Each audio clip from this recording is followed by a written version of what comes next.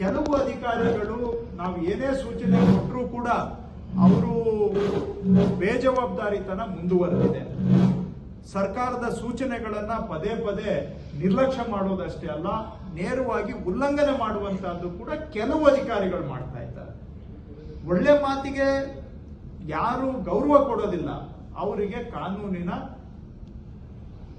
ರುಚಿಯನ್ನ ನಾವು ಅನಿವಾರ್ಯವಾಗಿ ತೋರಿಸಲೇಬೇಕಾಗುತ್ತೆ. ಅದರಲ್ಲಿ ಕೆಲವ್ರ ಮೇಲೆ ನಾವು ಸಸ್ಪೆಂಡ್ ಮಾಡಬಹುದು, ಇನ್ ಕೆಲವ್ರ ಮೇಲೆ ಡಿಸಿಪ್ಲಿನರಿ ಎನ್ಕ್ವೈರಿ ಶುರು ಮಾಡಿದ್ದೇವೆ. ತೀರಾ ಅನಿವಾರ್ಯ ಪ್ರಕರಣದಲ್ಲಿ ಯಾರು ಸಾರ್ವಜನಿಕರ ಹಿತಕ್ಕೆ ವಿರುದ್ಧವಾಗಿ ಕೆಲಸ ಮಾಡ್ತಾರೆ, ರಿಪೀಟ್ ಮಾಡ್ತೇನೆ, ಯಾರು ಸಾರ್ವಜನಿಕರ ಹಿತಕ್ಕೆ ವಿರುದ್ಧವಾಗಿ ಕೆಲಸ ಮಾಡ್ತಾರೆ, ಅನಿವಾರ್ಯ ಪ್ರಕರಣಗಳಲ್ಲಿ ಅಂತವರ ಮೇಲೆ ಮೊಕದ್ದಮೆಗಳನ್ನ ದಾಖಲು ಮಾಡೋದಕ್ಕೂ ಕೂಡ ಸರ್ಕಾರ ಹಿಂಜರಿಯೋದಿಲ್ಲ. ಇದು ನಾವು ಸಂತೋಷದಿಂದ ಮಾಡ್ತಾ ಇಲ್ಲ. ಅನಿವಾರ್ಯ ಪ್ರಕರಣದಲ್ಲಿ ಆ ರೀತಿಯಾಗಿ ಬಂದಾಗ ನಾನು ಯಾರ ಹೆಸರು ಹೇಳಲಿಕ್ಕೆ ಹೋಗೋದಿಲ್ಲ, ಯಾಕಂದ್ರೆ ಒಬ್ಬರು ಇಬ್ಬರು ವಿಷಯ ಅಲ್ಲ ಇದು.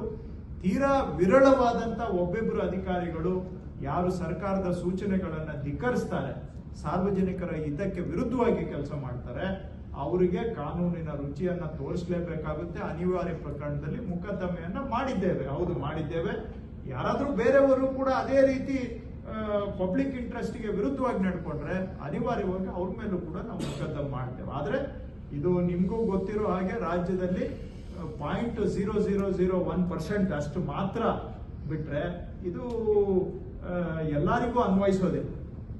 ಒಬ್ಬರ ಮೇಲೆ ಮಾಡಿದ ಕೂಡಲೇ ನಮ್ಮ ಇಲಾಖೆಯಲ್ಲಿ 30-40 ಸಾವಿರ ಸಿಬ್ಬಂದಿ ಕೆಲಸ ಮಾಡ್ತಾರೆ, ಅಧಿಕಾರಿಗಳು ಕೆಲಸ ಮಾಡ್ತಾರೆ.